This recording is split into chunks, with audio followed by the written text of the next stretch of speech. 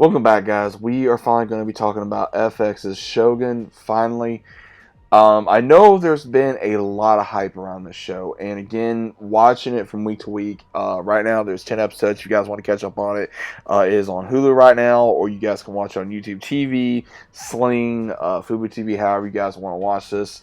There's different versions you guys can watch this. You can either watch it in Japanese but subtitled, or if you want to, you can also watch it in English dub. That way, it kind of helps you to where you know what's going on fully if you miss a subtitle version or anything. Now, again, I enjoy these time periods. I enjoyed the story, and I know there's been a book about this. I know there was another show or movie about this, if I'm not mistaken. So I'm gonna have to look more deeper into it. And I honestly thought there was more to the story at first. I thought that we were going to be getting, like, this was going to be a brand new series. I thought it was going to be stretched out, but I'm assuming not. Uh, I didn't know we were going to be getting just 10 episodes. It's a little bit of a letdown for me because, again, I don't know too much about this story. I don't. I liked how they show Torganaga's story of how he went from being one of the lords to being Shogun because he was a leader. He wanted to be a leader, but he kept everything very, very under wraps. And I liked how they did that. That he was very strategic. He was very smart. He knew who to use. He knew how to move pretty much the chess pieces in order. He even knew how to use Blackthorn, and then seeing the story with Blackthorn with Monoko-sama was, again, it was interesting. It was a beautiful tragedy, especially what happened to her. It actually pissed me off because it was one of those, this guy that was the enemy going, it was pretty much almost like Last Samurai in a way. It's like you go to this land, you don't know nothing about it, you don't know nothing about the culture, the language, the how to dress, how to speak, how to walk, and he learned all that from Mariko, and then him falling for her and vice versa, and especially her being in a very abusive marriage, and then how she died, and how even at the very end of the show we see that he has grandchildren, and how they bring up, oh, well, is it true that a savage gave you this? And it's like, you can tell the older Blackthorn was angry, because it's like, he still held on to that cross that Monaco had with her dying breath. And it showed that he was willing to still die because he was willing to try to reunite with her in the afterlife.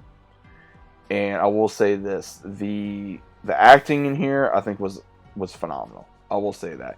I think the main ones I give a lot of credit to is Anna Sawe as Monaco, and then of course Hirai.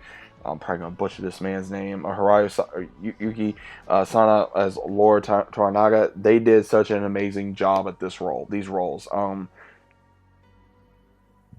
I was just impressed with the way that they did the story, because again, it was very political during this time frame. Again, during a lot of time frames, and especially with the way that they used between politics, war, pleasure, having blackmail on someone, all the normal things you would have. And I think they just did a very good job at this story, or retelling of this story. Let me rephrase that.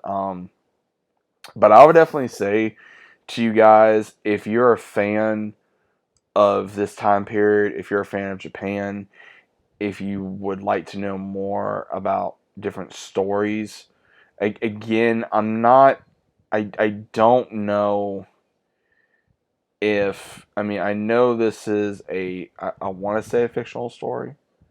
I'm not 100% sure from everything I've looked into, but I truly enjoyed it. I wish that this was longer, and I don't really have a whole lot to say about this show other than I did enjoy myself.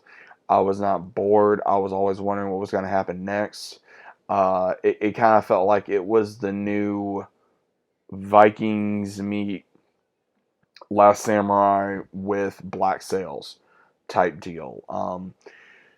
always kept me on the edge of my seat, never knowing what was going to happen. So, I almost said Black Sails. Shogun 2024, it was bittersweet to only have 10 episodes. I think that the environment was gorgeous. Whatever CGI they used for the environment. Got to see some battles, which was cool. Some of the action here was very well done, especially for the time frame. Um, just everything I liked about this, from the environment to the costumes to the time frame to the katanas to the armor to, guys, I really get in this stuff. I really do. I love these time periods. I find them very interesting, beautiful at the same time, and I really find it interesting on this story. So if you guys, I'm probably going to dig more into this on my own time and may revisit back to this. But again, guys, check out Shogun. If you guys are not familiar with it, you will not regret it.